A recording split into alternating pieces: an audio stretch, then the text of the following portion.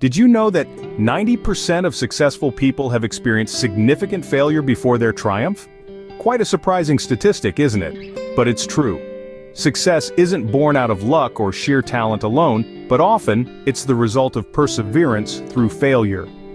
Failure is a universal experience, something we all go through at different points in our journey. It's not a roadblock, but rather, it's a stepping stone, a lesson, a key to unlocking our full potential. It's an integral part of the journey towards success. It's what shapes us, what refines us, what ultimately leads us to our triumphs. So why do we fear failure? Why do we see it as a monster lurking in the shadows, poised to devour our dreams? The reality is, failure is not the enemy. It's a teacher, an ally, a guide. So, if you're feeling like a failure, remember you're in good company. Failure, the word that sends chills down our spine, is not the end, but the beginning. It's a stepping stone, a learning curve, an opportunity to grow. It's about harnessing the lessons from our setbacks and using them as stepping stones towards success. Let's delve into a concept that can transform the way we perceive failure: the growth mindset.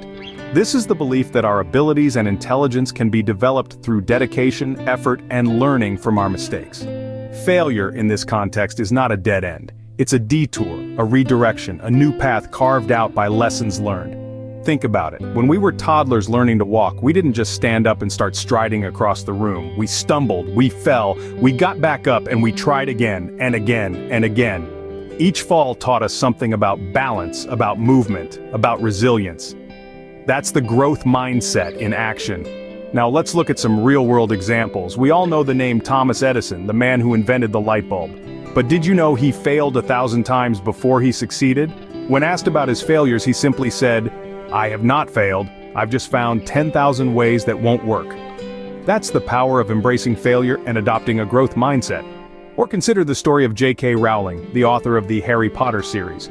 Before she became a household name, she was a single mother living on welfare, her manuscript rejected by 12 publishers. But she didn't let these rejections define her. Instead, she used them to refine her craft, to persevere, to keep pushing until she found success. These stories demonstrate that failure doesn't have to be the end of the road. It can be a stepping stone, a teacher, a guide on the path to success.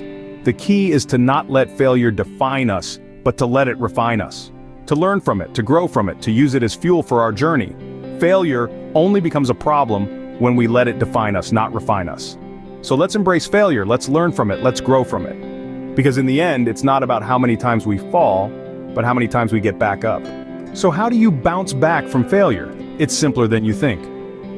First, take a step back. Give yourself permission to take a breather. Failure can be overwhelming, and it's important to allow yourself time to process what's happened. This isn't about wallowing in defeat, it's about acknowledging the situation and understanding the emotions you're feeling. Then it's time for reflection. Ask yourself, what went wrong? This isn't about pointing fingers or laying blame. It's about identifying the factors that led to the setback. Were there any red flags you overlooked? Were there any actions you could have taken differently? By answering these questions, you can gain valuable insights that will help you avoid similar pitfalls in the future. Once you've reflected on what went wrong, it's time to learn from the experience. Failure is a tough teacher, but it's also one of the most effective. It exposes our weaknesses, highlights our mistakes, and challenges our assumptions. The key is to transform these lessons into action. Use this newfound knowledge to develop a plan for moving forward. Now, this plan should not just be about avoiding past mistakes. It should also be about leveraging your strengths and exploring new opportunities. Remember, failure is not the opposite of success. It's part of the journey towards it. So don't be afraid to dream big and set ambitious goals. And finally, maintain a positive attitude. This might be the hardest part, but it's also the most crucial. Your mindset can either be your greatest ally or your worst enemy. Choose to see failure not as a dead end, but as a stepping stone towards success. Foster resilience, cultivate optimism, and stay committed to your journey. In the end, bouncing back from failure is not about erasing the past, but about growing from it. It's about turning setbacks into comebacks and turning lessons into progress. So remember, when you're at the bottom, the only way is up. You're not just starting over, you're starting better. Remember, you're not starting from scratch, you're starting from experience. Now let's talk about turning failure into success. It's possible, and you can do it. Imagine you're out on a journey and you come across a massive wall. That wall is your failure. Instead of seeing it as an obstacle, see it as a stepping stone. A stepping stone to leap higher, to reach further, to go beyond what you thought was possible. Firstly, it's about setting realistic goals. Goals that push you but don't break you. Take Thomas Edison, for example. He didn't set out to invent the light bulb in one day. No, he set small, achievable goals for himself. Each time he failed, he just found another way not to invent a light bulb. His failures were his stepping stones, leading him to the eventual invention of the light bulb. Secondly, it's about maintaining a positive mindset. It's about seeing the glass half full, even when it seems to be empty. Take Walt Disney. He was fired from a newspaper for lacking imagination and having no original ideas. Can you imagine that? But Walt didn't let this failure define him. Instead, he used it as fuel to build an empire that has brought joy to millions around the world. Lastly, it's about persistence. It's about getting back up each time you fall. Like J.K. Rowling, who was rejected by 12 publishers before Harry Potter was finally accepted.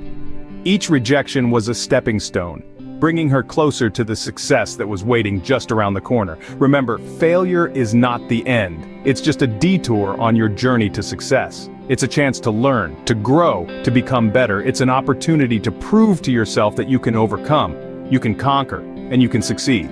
So the next time you face failure, don't let it discourage you. Instead, embrace it. Use it as a stepping stone to your success. Because success isn't about never failing, it's about how you respond when you do. Believe in yourself and remember, you are stronger than you think. To wrap things up, it's important to remember that failure is not fatal. It's just a stepping stone on the path to success. We've journeyed through the reality of success and we've seen that it's not always a smooth ride. There are bumps, hurdles, and yes, failures along the way, but these failures are not setbacks, they are opportunities for growth. We've learned to embrace failure, to accept it as a part of the process. It's not a sign of weakness, but a badge of courage. It shows that you're trying, you're taking risks, and you're pushing your boundaries. And when failure does come knocking, we've learned to bounce back. We dust ourselves off, learn from our mistakes, and come back stronger.